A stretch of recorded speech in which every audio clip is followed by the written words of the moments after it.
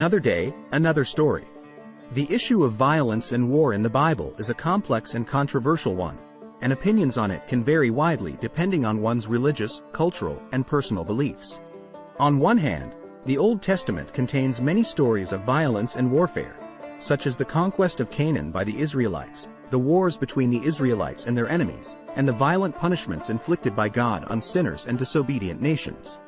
These stories have been used to justify violence and warfare throughout history, including the Crusades, the Inquisition, and the colonization of indigenous peoples. They have also been cited as evidence of the violent and vengeful nature of God, and have been used to support the idea that violence can be a just and necessary means of achieving political or religious goals. On the other hand, there are many passages in the Bible that challenge these beliefs and promote the values of peace, justice, and compassion.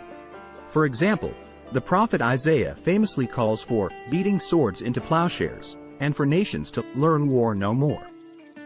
Jesus himself is often cited as a pacifist who rejected violence and advocated for nonviolent resistance to oppression.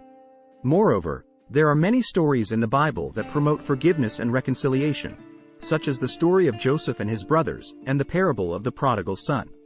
These stories have been a source of inspiration and guidance for many people seeking to promote peace and reconciliation in their own lives and communities.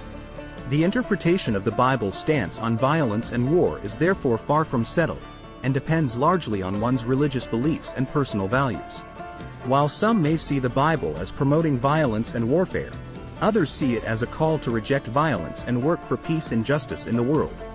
Many religious leaders and organizations have taken a strong stance against violence and warfare, and have worked to promote nonviolent solutions to conflict and injustice.